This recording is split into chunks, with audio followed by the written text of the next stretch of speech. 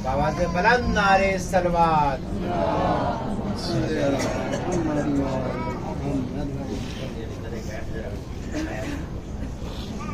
अऊज़ु बिल्लाहि मिनश शैतानिर रजीम। बिस्मिल्लाहिर रहमानिर रहीम।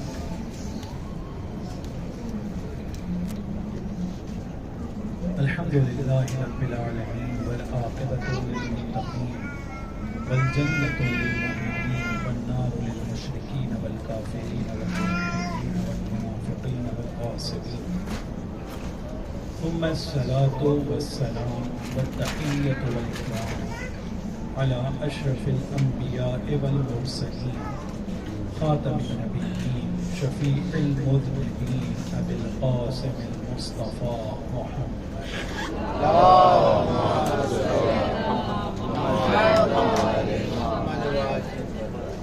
وعلى آل بيته الطيبين الطاهرين المعصومين المظلومين المنتجبين المنتخبين واللعنة الدائمة على أعدائهم أجمعين من يومنا هذا إلى قيام يوم الدين أما بعد فقد عباس جواب کچھ نہیں دیا لیکن اپنے سر کو جھکا کر خیمے کے در پر بس کھڑے ہو گئے۔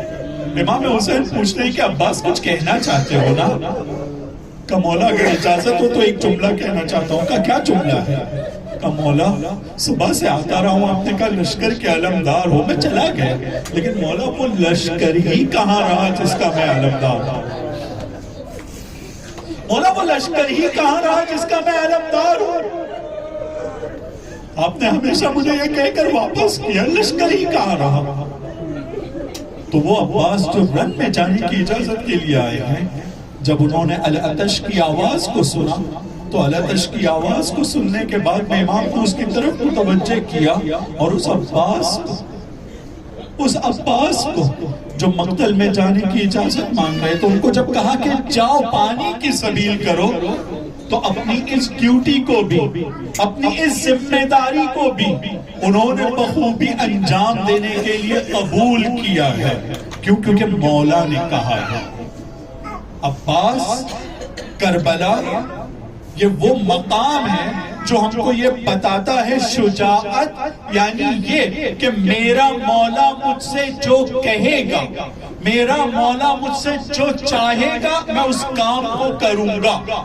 چاہے شب عاشور زہیر جناب عباس کے ساتھ بیٹھ کر یہ کہیں کہ عباس کیا تم جانتے ہو کہ تم کو مولا علی نے خاص دن کے لیے طلب کیا تھا، خاص دن کے لیے طلب کیا تھا۔ تو جناب عباس کا جواب کیا تھا کہ اتشجعنی، کیا تم مجھے شجاعت یاد دلاؤ گے؟ ایک انگڑائی لیتے ہیں، روایت کے جملے ہیں کہ ایک انگڑائی لیتے ہیں، وہ جو لوہے کا لباس فوجی پہنا کرتے ہیں تاکہ سامنے والے دشمن کے وار سے بچائیں، جس کو زرہ کہتے ہیں، اور فوج جو پہنے ہوئے زرہ پہنے ہوئے تھے، کہتے ہیں ایک انگڑائی لیتے ہیں اور اس کی جو کیلیں تھی، اس کی جو زنجیریں تھی حضرت عباس کی انگڑائی سے وہ ٹوٹتی ہیں، اور حضرت عباس کہتے ہیں کہ کل کا دن تو نمودار ہونے دینا، پھر دیکھنا کہ میرے والد نے مجھے جس دن کے لیے طلب کیا تھا میں اپنی ذمہ داری کو کیسے انجام دوں گا۔ رات کو ان کو یہ ذکر ہے ان کے ساتھ میں، اور رات میں اس طرح کی شجاعت کا تصور ہے، لیکن جب دوسرے دن مولا نے کہا پانی کی سبیل کرو تو عباس نے بے چوں چرا، یہ نہیں کہا کہ کیوں مولا مجھے لڑنے دیجئے، میں اس دن کے لیے آیا تھا، مولا میں تلوار سے راستے کو فراہم کروں گا، کہا نہیں تلوار نہیں جائے گی۔ علم کے اوپر بھی نصر من اللہ و فتح قریب اب نہیں ہے۔ اب اپنے ہاتھ سے امام ایک الگ خط کو تحریر کرنے میں اختلاف ہے، لیکن اب حضرت عباس کو اس راستے کے لیے بھیجا گیا ہے جہاں تلوار سے کام نہیں کرنا ہے، لیکن عباس نے اس کو قبول کیا۔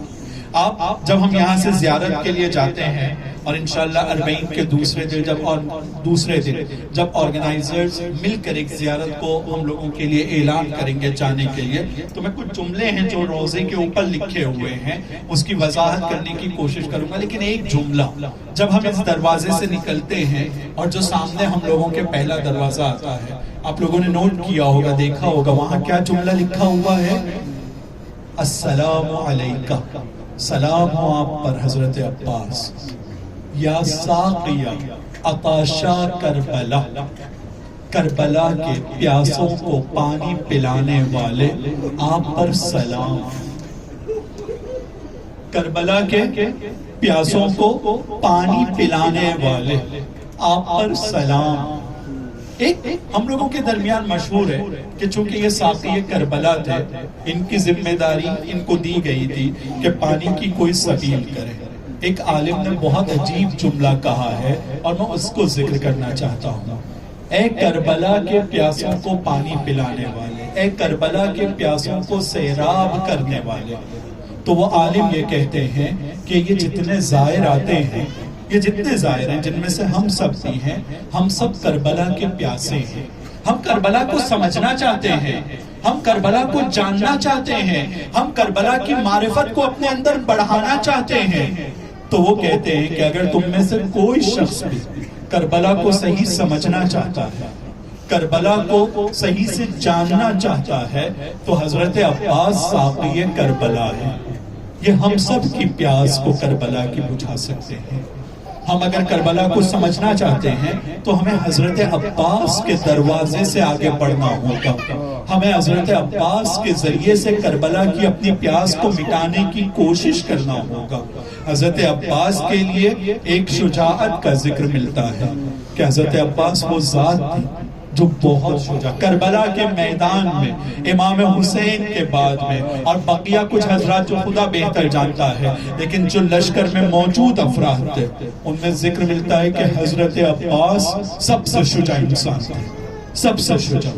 حضرت عباس کی شجاعت سب سے بڑی یہ تھی کہ حضرت عباس اپنے مولا کی بات کو ہر حالت میں ماننے کے لیے تیار تھے، ورنہ تلوار کی شجاعت وہ روایت میں ملتا ہی نہیں ہے، کیونکہ انہوں نے تلوار اس طرح سے چلائی نہیں ہے۔ کربلا میں ان کو وہ اجازت نہیں ملی تھی، صفین کے واقعات میں کچھ ملتا ہے لیکن کربلا میں نہیں ملتا ہے۔ حضرت عباس کو اگر آج ہم شجاع کہتے ہیں اور ان کی شجاعت کا لوہا ہم مانتے ہیں، تو ان کی شجاعت کا لوہا ہم یہ مانتے ہیں کہ انہوں نے اپنے مولا کے آگے اپنے نفس کو پوری طرح سے سرنڈر کر رکھا تھا۔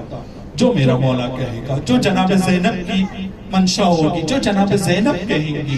اور کچھ جگہ پر ہم نے یہ دیکھا ہے کہ ایک مرتبہ مولا جب وہ خیموں کو اکھاڑنے کی بات آتی ہے، یا ایک روایت میں ملتا ہے شب عاشور جب اپنے لشکر کی طرف، لشکر کے لیے وہ سامنے والے افراد امام حسین پر شب عاشور حملہ کرنا چاہتے ہیں، تو ایک روایت میں اس وقت ملتا ہے کہ جناب زینب کے ذریعے سے حضرت عباس کو واپس بلایا تھا تاکہ اپنی بات کو حضرت عباس تک کے پہنچا سکے۔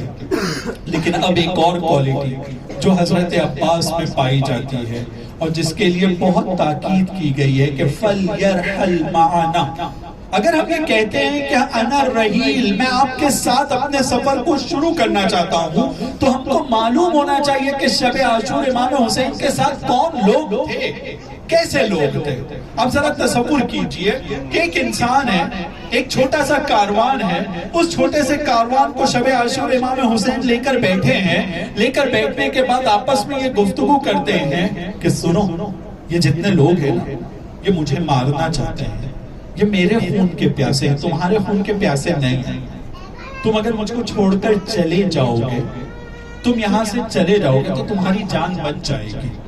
توجہ کیجئے گا اس روایت کی طرف کہ تم اگر آج مجھ کو چھوڑ کر چلے جاؤ گے تمہاری جان بچ جائے گی، تم بچ جاؤ گے۔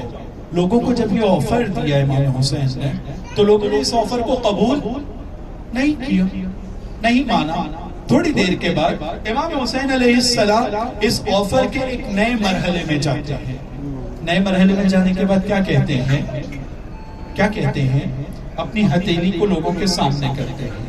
ایک روایت ہے ہتھیلی کی، ایک روایت ہے دو انگلیوں کو اس طرح سے کرتے ہیں، انگلیوں کے درمیان لوگوں کو انگلیوں کو بتاتے ہیں۔ ایک روایت یہ ملتی ہے کہ نہیں آسمان کی طرف اشارہ کرتے ہیں، تینوں روایت میں، لیکن آگے کی باتیں بالکل کامن ہیں، بالکل سیم ہیں تینوں روایتوں۔ ہتھیلی کو آگے کرتے ہیں، انگلیوں کے درمیان اشارہ کرتے ہیں یا آسمان کی طرف بتاتے ہیں، کہتے ہیں حبیب چھوڑ کر مجھے چلے جاؤ، چلے جاؤ، جنت میں تمہارا وہ مقام ہے، جنت میں تمہارا اس جگہ درجہ ہے، میں جنت کا سردار تمہیں جنت کا وعدہ کرتا ہوں کہ تمہیں جنت ملے گی، تمہیں جنت مل گئی حبیب، جنت میں تمہارا یہ مقام ہے، زہیر جنت میں تمہارا یہ مقام ہے۔ اور دوسرے تمام جو اصحاب موجود ہیں ایک ایک صحابی کا نام لیتے ہیں، اس کو جنت میں اس کا مقام بتاتے ہیں، کہتے ہیں جاؤ تم مجھے چھوڑ کر، جاؤ نکلو یہاں سے، مجھے چھوڑ دو، یہ میرے خون کے پیاسے ہیں، جاؤ مجھے چھوڑ کر، جاؤ مجھے چھوڑ کر۔ کیا جواب آتا ہے سامنے سے؟ ایک شخص کھڑا ہوتا ہے، کھڑا ہو کر کہتا ہے کہ اے مولا، اے میرے آقا، اے میرے سید و سردار، کیسے ممکن ہے کہ ان دشمنوں کے درمیان ہم آپ کو اکیلے چھوڑ کر چلے جائیں اور اپنے اس جنت کے مقام کو لے کر بس خوش ہو جائیں؟ کیسے ہو سکتا ہے؟ مولا، اگر ہم کو 1000 مرتبہ مارا جائے گا اور 1000 مرتبہ مارنے کے بعد ہمارے بدن کے ٹکڑے ٹکڑے کیے جائیں گے، ٹکڑے ٹکڑے کیے جائیں گے، اور ان ٹکڑوں کو پھر ملا کر بعد میں زندہ کیا جائے گا اور کہا جائے گا کہ تمہارا امام دشمنوں میں گھرا ہوا ہے، تو میں اس کے بعد بھی آپ کے اوپر اپنی جان کو قربان کرنے کے لیے تیار رہوں گا۔ توجہ کیا آپ نے؟ من کان منکم باذلاً فینا مہجتو، تم میں سے کون ہے جو اپنی جان پر قربان کرنے کے لیے تیار ہے؟ تو ایک شخص کھڑے ہو کر کہتا ہے 1 بار نہیں، 2 بار نہیں، 10 بار نہیں، 100 بار نہیں، 1000 بار بھی، 1000 بار بھی اگر مجھ کو کہا جائے گا کہ مولا پر جان قربان کرنا ہے تو میں اپنی جان قربان کرنے کے لیے تیار ہوں۔ تبھی امام حسین نے کہا تھا کہ اے خدا تو گواہ رہنا، جیسے اصحاب مجھ کو ملے ہیں، نہ میرے نانا کو ملے ہیں، نہ میرے پاپا کو ملے ہیں، نہ میرے بھیا کو ملے ہیں، کیونکہ یہ اصحاب کی کوالٹی یہ تھی کہ ان کو اس بات کا احساس ہو گیا تھا کہ امام کو کبھی تنہا نہیں چھوڑنا۔ امام اگر ہمیں جنت کا وعدہ بھی کر رہے ہیں تو امام کے ساتھ میں ہمیں رہنا ہے، امام کو تنہا نہیں چھوڑنا ہے کہ ہم کو ہمارا حصہ مل گیا اور بس ہم اپنی زندگی میں خوش ہو جائیں، اپنا حصہ حاصل کر لیں اور پھر امام اور ان کے کاروان کے ساتھ، اہل حرم کے ساتھ کیا ہو ہمیں کوئی مطلب نہ ہو۔ نہیں، ہم کو امام کے ساتھ رہنا ہے، امام کو کسی عالم میں تنہا نہیں چھوڑنا ہے۔ عزیزوں اور عزاداروں، ہم جس زمانے میں بھی رہتے ہیں اس زمانے میں ہمارا ایک امام ہے، ہمارا ایک امام ہے۔ آج کی رات جس کو ہم پرسہ دینے کے لیے بیٹھے ہیں، آج کی رات یقیناً وہ ہم سب سے زیادہ مغموم، غمگین اور بہت زیادہ گریہ وزاری میں ہوں گے۔ وہ امام، اس امام کے بارے میں ملتا ہے کہ آنسوؤں کے بدلے خون روتے ہیں، وہ خون روتے۔ ہم سب ابھی جہاں امام کا چھوٹا سا اس طرح سے تذکرہ ہو رہا ہے، ہم سب دیکھیں کہ کتنے بھاوک، کتنے جذباتی ہو گئے ہیں نا، ہم سب کی آنکھیں کچھ نہ کچھ نم ہیں۔ ہم سب کہ جو صحیح معنی میں بیان کرنے والا ان مصیبتوں کو صحیح بیان نہیں کر سکتا ہوں، اور ہم سب دوسرے سننے والے ویسے جو سوچنا چاہیے، تصور کرنا چاہیے، ویسے ہم تصور نہیں کر سکتے ہیں۔ لیکن امام زمانہ کے سامنے پورے وہ مصائب ہیں، پوری وہ حالت ہے۔ وہ امام آج ہے، وہ امام پرسہ دینے کے لیے یہاں پر ہے۔ وہ امام بھی ہم سے یہ توقع رکھتا ہے، وہ امام بھی ہم سے یہ چاہتے ہیں کہ ہم اپنے امام کے ساتھی بن جائیں۔ فَلْيَرْحَلْ مَعَنَا، جس طرح سے اس وقت کے امام نے یہ جملہ کہا تھا، آج کا امام بھی ہماری طرف ہاتھ بڑھا کر ہم کو کہتا ہے کہ فَلْيَرْحَلْ مَعَنَا، اے میرے ماننے والوں، اے میرے چاہنے والوں، میرے اس سفر میں جو چل رہا ہے تم میرے ساتھ جڑ جاؤ۔ ہم لوگوں کو کہنا ہے انا الرحیل، اے امام زمانہ میں آپ کے ساتھ ہوں۔ ہم جانتے ہیں کہ حالات بہت سخت ہیں، ہم جانتے ہیں کہ ہر پست انسان کو موقع چاہیے ہے، بہانہ چاہیے ہے رسول خدا کی توہین کرنے کا۔ سخت وقت ہے، سخت وقت ہے۔ ہم سب اس بات کو جانتے ہیں کہ کتنا آسان ہو گیا ہے، کتنا آرام سے ہوتی ہے آج کے زمانے میں رسول کی توہین، کتنی آسانی سے دنیا کے کچھ ملکوں میں، جس میں سے ہمارے ملک میں بھی قرآن کی توہین اب کتنی آسان ہو گئی ہے۔ کچھ ملکوں میں قرآن کو چلانا کتنا آسان ہو گیا ہے۔ اب ذرا تصور کیجئے کہ نیزے پر جس کی تلاوت مولا حسین نے کیا تھا، اور ہم اس مصیبت کو سن کر گریہ کرتے ہیں، جس کی تلاوت نیزے پر مولا حسین نے کیا تھا، آج اس کو جلانا کتنا آسان ہو گیا ہے۔ اور یہ پست لوگ، یہ لعین افراد، یہ چھوٹی فکر کے لوگ کتنی آسانی سے اس کام کو کرتے ہیں۔ لیکن امام زمانہ کے دل پر کیا گزرتی ہوگی جب وہ دیکھتے ہوں گے کہ میرے جج رسول خدا کا مذاق اڑایا جا رہا ہے، ان کی توہین کی جا رہی ہے، جب وہ یہ دیکھتے ہوں گے کہ قرآن کو چلایا جا رہا ہے، کیا گزرتی ہوگی۔ اور پھر ہم سے کہتے ہوں گے کہ آؤ میرے ساتھ آ جاؤ میرے ساتھ۔ ہم سب کی ذمہ داری ہے کہ ہم سب اپنی معرفت کو قرآن کے لیے بڑھائیں۔ ہم سب کی ذمہ داری ہے کہ جس ماحول میں، جس جگہ ہم رہتے ہیں، وہاں رسول کے بارے میں پڑھیں اور دنیا کو بتائیں کہ اس دنیا کے اندر رسول سے زیادہ درد والا انسان، درد مند انسان انسانیت کے لیے کوئی نہیں آیا ہے۔ رسول ہم سب کے لیے، ہر انسان کے لیے، ہر دوسرے انسان کے مقابلے میں زیادہ درد مند تھے۔ وہ اپنے اوپر پتھروں کو، وہ اپنے راستے میں کانٹوں کو برداشت کرنے کے لیے تیار تھے، لیکن دوسرے تمام انسانوں کو جہالت سے نکالنے کے لیے جو قربانی رسول نے اور ان کے خاندان نے دی ہے، کوئی نہیں دے سکتا تھا وہ قربانی، کوئی نہیں دے سکتا تھا وہ قربانی۔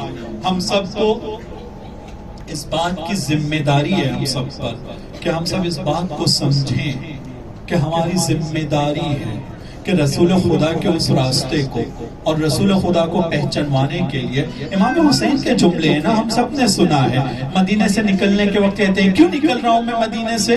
تاکہ اپنے نانا کے دین میں اصلاح کروں اور ان کے راستے پر چلوں اور اپنے بابا کے راستے پر چلوں۔ یعنی امام حسین جیسی ذات اپنی جان کو قربان کرنے کے لیے تیار ہے اپنے نانا کے راستے کو بچانے کے لیے۔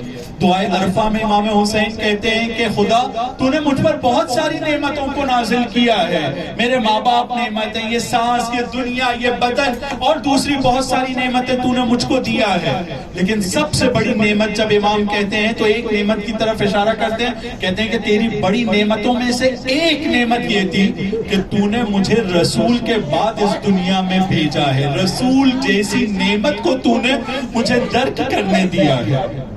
رسول ایک بہت بڑی نعمت ہے۔ قرآن کے اندر خداوند عالم جہاں نعمتوں کو گناتا ہے فَبِأَيِّ آلَاءِ رَبِّكُمَا تُكَذِّبَانِ، اور بہت ساری نعمتوں کو تو کہتا ہے کہ کن کن نعمتوں کو جھٹلاؤ گے، لیکن کچھ نعمتوں کو گناتے ہوئے کہتا ہے کہ ہم نے تم پر احسان کیا ہے، صرف نعمت دیا نہیں ہے بلکہ احسان کیا ہے۔ ان نعمتوں میں سے ایک نعمت کے جس کو خدا کہتا ہے کہ ہم نے تم پر احسان کیا ہے، ہم نے تم کو یہ زندگی دے کر، یہ بدن دے کر، یہ ماں باپ دے کر، یہ دنیا دے کر، یہ کائنات دے کر نہیں، بلکہ رسول کو دے کر تم پر ہم نے احسان کیا ہے۔ رسول کی نعمت سب سے بڑی نعمت ہے جو خدا نے ہم کو دیا ہے۔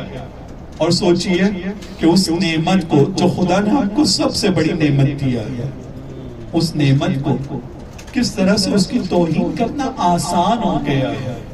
یقیناً جس نے بھی ان سے ٹکر لی ہے، اگر وہ قابل ہدایت نہیں تھے تو خدا نے ان کو نیست و نابود کیا ہے اور کرے گا، یقیناً نیست و نابود کرے گا۔ یہ ہم لوگوں کے امتحان کا وقت ہے، یہ ہم لوگوں کی آزمائش کا وقت ہے کہ وہ تو خدا اپنا کام کرے گا، لیکن جب تم نے رسول کی توہین ہوتے ہوئے دیکھا تو تم نے رسول کے بارے میں دنیا کو بتانے کی کیا کوشش کیا ہے؟ یہ ہمارا امتحان ہے، ہم سے پوچھا جائے گا کہ جب رسول کی توہین ہو رہی تھی، قرآن کی توہین ہو رہی تھی، تو خدا کہتا ہے میں قرآن کی حفاظت کروں گا، لیکن ہم سے یہ پوچھے گا کہ جس زمانے میں تم زندہ تھے اور قرآن کی توہین ہو رہی تھی تم نے کیا کیا ہے؟ تو عزیزوں، امام زمانہ ہم سے کہتے ہیں جب بھی رسول کی توہین ہوتی ہوگی، جب بھی قرآن کی توہین ہوتی ہے، جب بھی مقدسات کی توہین ہوتی ہے، تو سب سے زیادہ جس کا دل دکھتا ہے وہ ہمارے اور آپ کے وقت کے امام کا دل دکھتا ہے، اور یقیناً وہ اس وقت آواز دیتے ہیں فَلْيَرْحَلْ مَعَنَا، کون ہے تم میں سے جو میرے ساتھ اس کٹھن سفر میں میری مدد کے لیے میرے ساتھ جڑے گا؟ تو ہم میں یہ آواز ہونا چاہیے، یہ جذبہ ہونا چاہیے کہ ہم پلٹ کر کہیں انا الرحیم، میں آپ کے ساتھ آنے کے لیے تیار ہوں، میں ان مشکل چیزوں کو جھیلنے کے لیے تیار ہوں، میں دنیا کو آپ کا راستہ بتانے کے لیے تیار ہوں، میں رسول کی عزت، رسول کی عظمت، رسول کے احترام کے لیے جو کچھ مجھ سے ہو سکتا ہے وہ کرنے کے لیے میں تیار ہوں، قرآن کی عزت احترام کے لیے میں تیار ہوں۔ ایک اور چیز، اور اس کے ساتھ اپنی بات کو میں تمام کروں گا، ایک اور کوالٹی، وہ کوالٹی اس کے بعد اس کو کنکلوڈ کر دوں کہ یہ جو کوالٹی تھی کہ وقت کے امام کو تنہا نہیں چھوڑنا ہے ہم کو، چاہے ہمیں ہمارا حصہ مل جائے، جبکہ ابھی ہمیں یقین بھی نہیں ہے کہ ہم جنت کے حقدار ہوئے بھی ہیں یا نہیں، کیونکہ رونے والا تو عبداللہ ابن عمر بھی تھا، بوسہ دینے والا تو وہ بھی تھا، لیکن وہ چھوڑ کر چلا گیا ہے۔ ہم سب کی دعا ہے کہ ہم سب کے آنسوؤں کو جگہ ملے رومال جناب سیدہ میں، تاکہ یہ آنسو ہمارے معرفت والے آنسو، ہر آنسو کو وہاں جگہ نہیں ملتی ہے، ہر رونے والے کو نہیں ملتی ہے، عبداللہ ابن عمر کے آنسو کو وہ جگہ نہیں ملی ہے کیونکہ اس نے امام کو چھوڑ دیا ہے۔ ہم یہ چاہتے ہیں کہ ہمارے آنسوؤں کو جگہ ملے رومال سیدہ میں۔ جب ہم یہ چاہتے ہیں تو ہمارے لیے یہ ضروری ہے کہ ہم اس بات کا ارادہ کریں کہ کسی بھی عالم میں اپنے وقت کے امام کو تنہا نہیں چھوڑنا ہے، وقت کے امام کے ساتھ ہمیشہ جڑے رہنا ہے۔ ایک آخری کوالٹی جو امام کے اصحاب میں پائی جاتی تھی، وہ کوالٹی ہے ایک طریقے سے سیکریفائس کرنے کی، ایثار کرنے کی۔ جو چیز ان کو اچھی لگتی تھی اپنی زندگی میں سب سے زیادہ، اس چیز کو اللہ کے راہ میں دے دینا ہے اللہ کی راہ میں۔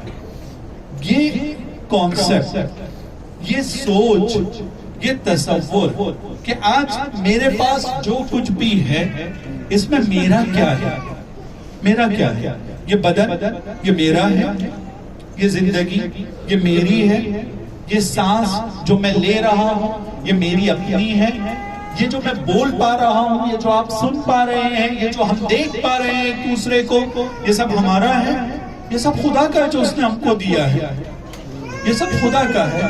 یہ جس کا ہے یہ ہمیں اس کو دینا ہے، یہ جس کا ہے جو اس نے بولا ہے اس جگہ پر ہم کو اس کو استعمال کرنا ہے، کیونکہ اس کا ہے۔ یہ جس کا ہے، یہ جس کا ہے اس کی مرضی کے حساب سے ہم کو استعمال کرنا ہے۔ میں کچھ روپے آپ کے پاس رکھا ہوں، ایک چیز آپ کے پاس رکھا ہوں، اور وہ رکھانے کے بعد یہ کہوں کہ اس کو سنبھال کر رکھنا، مثلا 1 لاکھ روپے پیسے سنبھال کے رکھنا، تو کچھ دیر کے بعد یہ پتا چلے کہ وہ 1 لاکھ روپے خرچ ہو گیا، آپ نے خرچ کر دیا، کسی نے خرچ کر دیا جس کے پاس میں نے رکھایا تھا، تو دنیا کیا کہے گی؟ یہ صحیح کام نہیں کیا اس نے، جس کے پیسے تھے اس سے پوچھے بغیر، جس کی چیز تھی اس کے پوچھے بغیر یہ خرچ نہیں ہونا چاہیے تھا، یہی ہوگا نا؟ تو اب آپ ذرا تصور کیجئے کہ ایک چھوٹے سے اماؤنٹ کے اندر تو ہم یہ کہتے ہیں کہ جس کا ہے اس کی مرضی کے بغیر خرچ نہیں ہونا چاہیے، اور یہ جو پورا بدن جس کا ہے، یہ پوری نعمتیں جس نے ہم کو دیا ہے، کتنے افسوس کی بات ہوگی کہ ہم اپنی پوری زندگی جو اس نے دیا ہے ہم اس کی مرضی کے بغیر اپنی زندگی کو خرچ کرتے رہیں گے، یہ ہماری ہے ہی نہیں۔ ہمیں اس بات کے جذبے کو ایجاد کرنا ہے کہ یہ جس نے زندگی دیا ہے، جس جگہ وہ چاہے گا اس جگہ مجھے اس زندگی کو خرچ کرنا ہے، ہر جگہ نہیں۔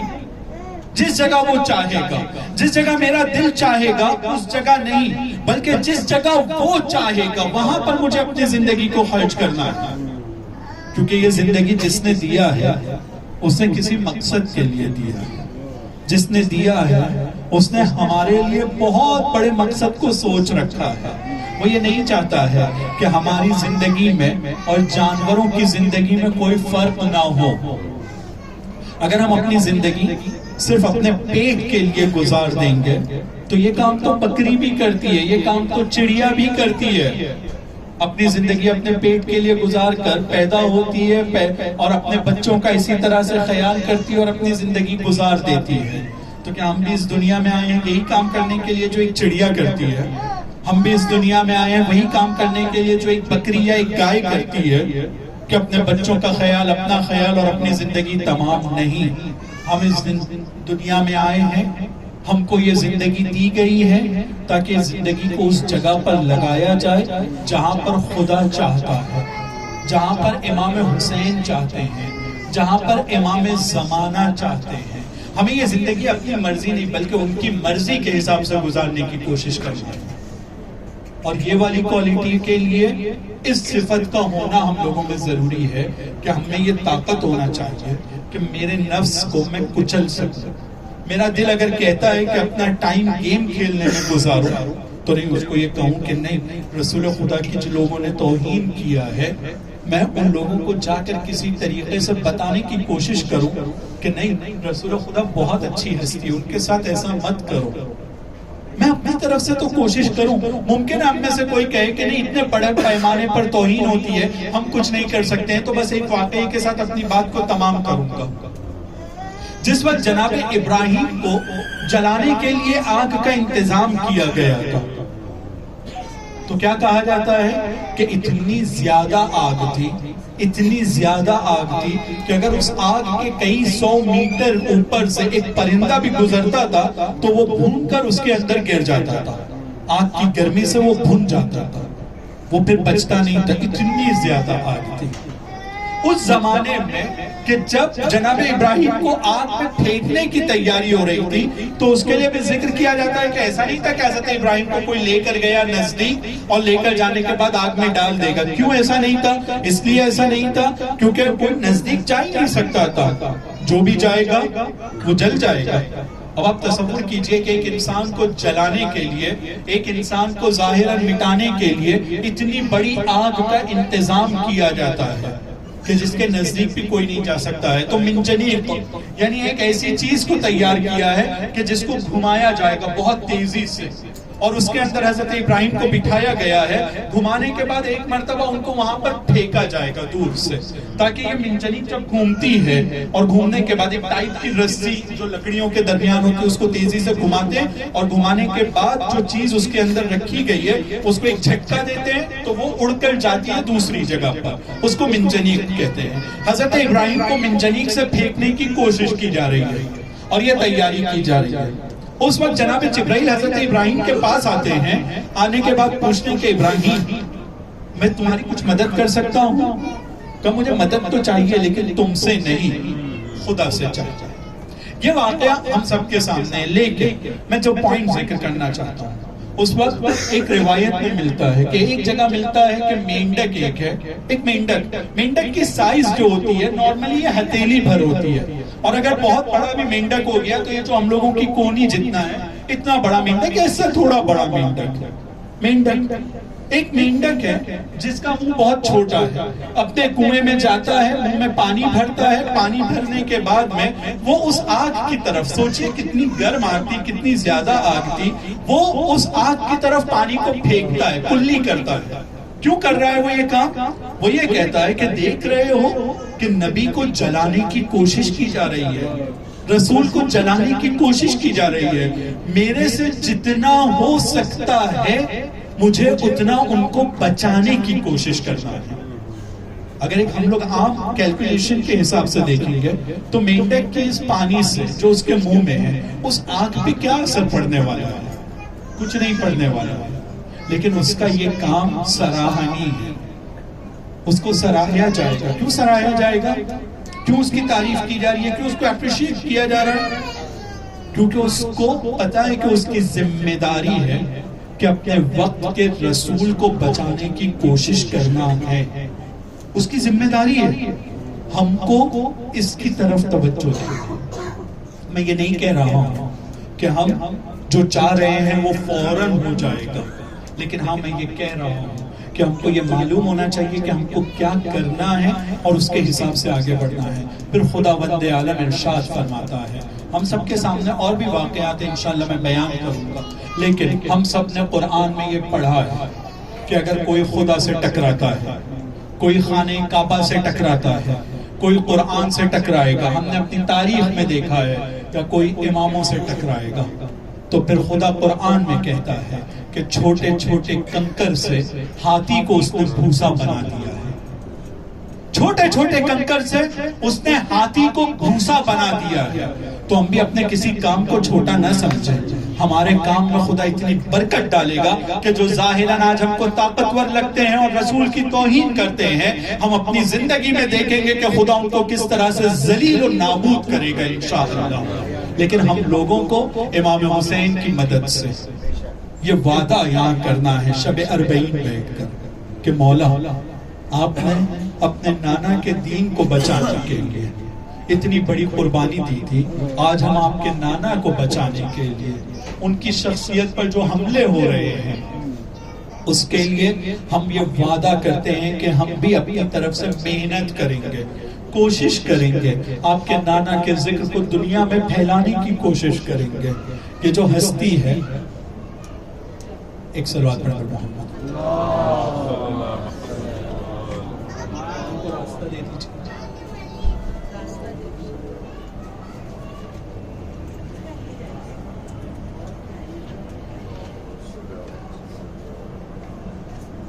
اور ایک صلوات پڑھ کر محمد.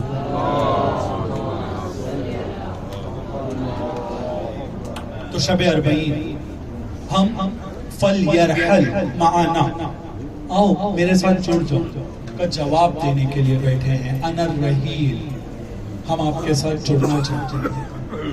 اس جڑنے کے لیے کچھ کوالٹیز میں نے ذکر کی اور آگے بھی انشاءاللہ ذکر کروں گا. ان کوالٹیز کو ہم اپنے اندر اپنانا چاہتے ہیں، اور ان کوالٹیز کی طرف جتنی ہماری توجہ ہوگی اتنا ہمارا یہ سفر کامیاب ہوگا. یہ ہماری اربعین کی زیارت اتنی کامیاب ہوگی. یہ اربعین کے بارے میں ہم سب جانتے ہیں اختلاف یہ ہے کہ سن 61 ہجری میں جس وقت امام حسین کی شہادت ہوئی ہے، تو پہلا اربعین جو آیا تھا اس وقت یہ کاروان پلٹ کر واپس آیا ہے، یا اگلے سال سن 62 ہجری میں یہ کاروان پلٹ کر آیا ہے. ہم لوگوں میں اردو زبان میں جو مشہور روایت ہے، جو ذکر کی جاتی ہے، وہ اگلے سال کی ذکر کی جاتی ہے، لیکن کتابوں میں جو زیادہ تر علماء نے لکھا ہے وہ اسی سال کا لکھا ہے. اس کے پیچھے علماء ایک نقطہ بیان کرتے ہیں، اور وہ نقطہ یہ بیان کرتے ہیں کہ جناب امام حسین علیہ السلام کی شہادت کے بعد امام سجاد، جناب زینب، جناب فاطمہ کبریٰ، جناب ام کلثوم، توجہ کیجئے گا، صرف مرد افراد نہیں بلکہ بیویوں کا ذکر یہاں پر بہت زیادہ تاکید سے ہے، خواتین کا ذکر. علماء کہتے ہیں کہ اگر جناب زینب نہ ہوتی تو کربلا میں دفن ہو جاتی. کربلا کو کربلا سے نکالنے والی ذات اور کربلا کو دنیا تک کے پہنچانے والی ذات وہ کون ہے؟ جناب زینب سلام اللہ علیہا، ایک خاتون ہے. یعنی کربلا میں جتنا مردوں کی شہادت اور اصحاب حسین، انصار حسین، جوانان بنی ہاشم کی شہادت کا اس کی عظمت ہے، اس کا معیار ہے. جناب زینب اگر نہ ہوتی تو کربلا میں دفن ہو جاتی. جناب زینب نے بہت بڑی قربانی پیش کی ہے، میں بھی ذکر کروں گا، لیکن اس روایت کو اور اس نقطے کو ذکر کرنا چاہتا ہوں. جناب زینب کے بارے میں ملتا ہے، علماء کہتے ہیں کہ ان کے خطبوں میں، ان کے بیانات میں وہ تاثیر تھی، وہ امپیکٹ تھا، وہ اثر تھا کہ یزید کچھ ہی دنوں میں مجبور ہو جاتا ہے ان کو آزاد کرنے کے لیے. کچھ ہی دنوں میں، وہ ان کو زیادہ دنوں تک کے قید نہیں رکھ پا رہا تھا،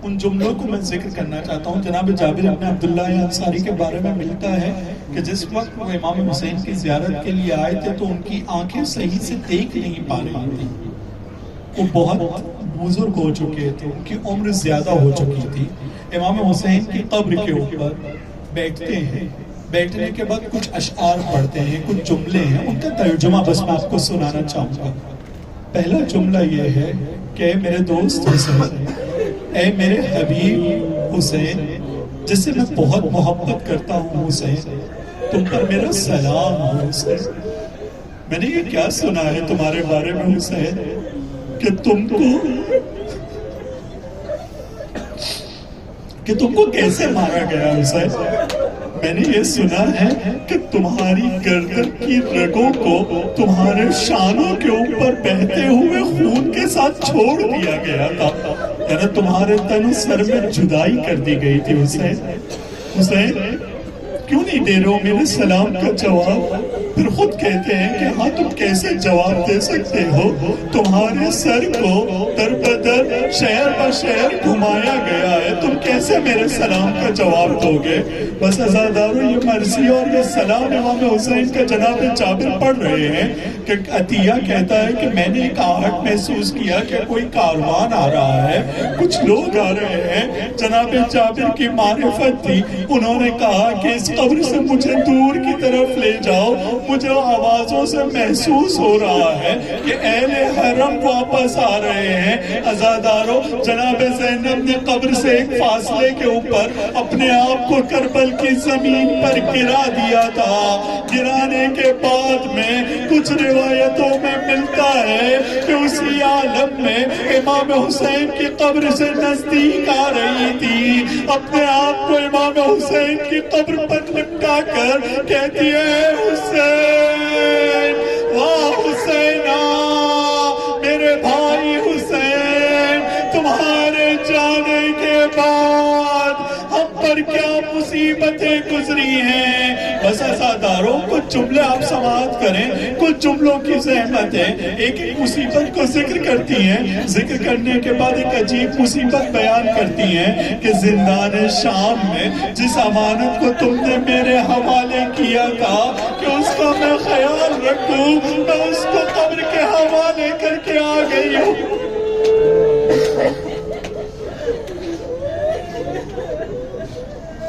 اجرکم اللہ. بس عزاداروں کو جملے, عزاداروں یہ 40 جو لوگ کرنے کے لیے آئے تھے پہلے, ہم لوگوں کی طرح سے آرام سے نہیں بیٹھے تھے. یہ لوگ جو 40 کرنے کے لیے آئے تھے, آپ جب واک کر کے آ رہے تھے تو آپ نے دیکھا نا کہ راستے میں جس سے جو خدمت ہو سکتی تھی اس نے خدمت میں کوئی کمی نہیں کیا ہے. چھوٹے چھوٹے بچے پانی لے کر کھڑے ہیں, حلبیکم یا زائر, زائر خوش آمدید, یہ لو تم پانی پیو. کوئی کھجور لے کے کھڑا ہے, جس کے پاس جو ہے وہ دے رہا ہے. یہاں پر ہم اپنے راستے میں دیکھ رہے تھے کہ جس کے پاس جو خدمت کا موقع تھا, کوئی پیر دبانے کے لیے تیار ہے, کوئی سر دبانے کے لیے تیار ہے, ہر آدمی جس سے جو ہو سکتا ہے. ایک بزرگ کے بارے میں ملتا ہے, آج ہی میں نے اس کی کلپ کو بھی دیکھا تھا, اس بزرگ کے بارے میں ملتا ہے کہ اس کے پاس پلانے کے لیے پانی نہیں ہے, اس کے پاس دینے کے لیے کھجور نہیں ہے. ایک چٹائی کو اس نے بچھایا ہے, ایک کھجور کے سائے میں, وہ درخت کے سائے میں بیٹھا ہے. ہر زائر جو گزرتا ہے اس کو اپنے نزدیک بلاتا ہے, اس کو دعا دیتا ہے کہ تمہارا سفر سلامتی کے ساتھ ہو, کیونکہ اس کے پاس پلانے کے لیے پانی نہیں ہے, دینے کے لیے کھجور نہیں ہے. کہتا ہے کم سے کم میں دعا تو دے سکتا ہوں حسین کے ظاہر کو. اب آپ تصور کیجئے کہ یہ جو کاروان تھا جب کربلا سے نکلا تھا تو یہاں پر ہم کو کھجور مل رہا ہے, پانی مل رہا ہے, کھانے پینے کی چیزیں مل رہی ہیں, کوئی ہم پر پانی کا چھڑکاؤ کر رہا ہے. عزادارو اس تصور کو رکھیں, لیکن اب وہ کاروان کو تصور کیجئے کہ اس کاروان کے اوپر کوئی پتھر پھینک رہا ہے, کوئی اس کے اوپر صدقہ پھینک رہا ہے, اور اس کاروان کو اس طرح سے خوش آمدید کہا جا رہا ہے. امام زین العابدین کہتے ہیں امام زین العابدین کہتے ہیں اب بس اس مصیبت کے ساتھ اپنی بات کو تمام کر رہا ہوں. امام زین العابدین کہتے ہیں کہ جس وقت ہم شام میں وارد ہوئے تو شام کو اس طرح سے سجایا گیا تھا کہ جیسے باغیوں کو لایا گیا ہے, خارجیوں کو لایا گیا ہے, جو اسلام کے خلاف کھڑے ہوئے ہیں ان کو لایا گیا ہے. ایک جشن کا ماحول بنایا گیا ہے اور لوگوں کو یہ کہا گیا ہے کہ ان کے ساتھ جیسا سلوک کرنا چاہتے ہو سلوک کرو. تو کوئی پتھر پھینک رہا تھا, الگ الگ طریقے کی باتیں ہیں, روایتوں میں ملتا ہے. لیکن ذرا تصور کیجئے کہ امام زین العابدین کہتے ہیں کہ جب میں شام میں وارد ہوا تھا تو میرے دونوں ہاتھ ہتھکڑیوں میں بندھے ہوئے تھے, میرے دونوں پیر میں بیڑیاں تھی اور میرے گلے میں توق خاردار تھی, چبھنے والی توق جس کے اندر نوکیلی توق تھی جو میرے گلے میں لگی ہوئی تھی. اس عالم میں جب میں وارد ہوا ہوں تو کہتے ہیں کہ جب میں جا رہا تھا تو ایک شخص نے, کسی شقی نے اپنے گھر کی چھت سے جب پہلے تو پتھر پھینکا, جب اس کے پاس اب پھینکنے کے لیے پتھر نہیں بچے تو اس نے ایک آگ کے شعلے کو میرے سر پر پھینکا تھا. عزادارو بس اب تصور کیجئے جو کربلا میں پہلا ظاہر زیارت کرنے کے لیے آیا ہے اور جو کاروان اہل حرم کا آیا ہے کس عالم میں آیا تھا. روایت میں ملتا ہے کہ امام سجاد کہتے ہیں کہ اس نے میرے سر پر آگ کے شعلے کو پھینکا تھا. جب کسی کے سر پہ آگ کے شعلے کو پھینکا جاتا ہے تو وہ کیا کرتا ہے, اپنے ہاتھ سے اس آگ کے شعلے کو ہٹانے کی کوشش کرے گا. امام سجاد کے بارے میں ملتا ہے کہ ان کے ہاتھ میں تو ہتھکڑی بندھی تھی, اپنے ہاتھ سے اس آگ کے شعلے کو امام ہٹا نہیں سکتے تھے. امام جب ہاتھ سے نہیں ہٹا سکتے ہیں تو آپ تصور کیجئے کہ جس کے اوپر آگ کا شعلہ ہوگا اب وہ کیا کرے گا, ہاتھ سے نہیں ہٹا سکتا ہے تو کیا کرے گا, اپنی گردن کو کبھی دائیں کرے گا, کبھی بائیں کرے گا, کبھی آگے کرے گا, کبھی پیچھے کرے گا. لیکن میرے مولا کے گلے میں توق ہے, نوکیلی توق ہے. اب اس عالم میں امام کہتے ہیں میں اپنی گردن کو آگے کرتا ہوں تو نوک چبھ رہی ہے, پیچھے کرتا ہوں تو خار چبھ رہا ہے, دائیں کرتا ہوں بائیں کرتا ہوں تو یہ توق مجھے اذیت کر رہی ہے. پھر کہتے ہیں کہ ایک وقت آیا کہ وہ جو آگ کا شعلہ تھا اس آگ کے شعلے نے میرے بالوں کو اور میرے سر کو جلا دیا تھا. اب ذرا سوچئے کہ ہم پر یہاں پانی کا چھڑکاؤ ہے, نعمتوں کی بھرمار ہے, ہم یہاں زیارت کے لیے آئے ہیں, لیکن سید سجاد اپنے جلے ہوئے سر کے ساتھ میں اس سکینہ کو شام میں چھوڑ کر جس کے سامنے مشک کے پانی کو بہا تو دیا تھا لیکن ایک قطرہ بھی پینے نہیں دیا ہے, اب زیارت کے لیے آئے ہیں. ألا لعنة الله على القوم الظالمين وسيعلم الذين ظلموا أي منقلب ينقلبون.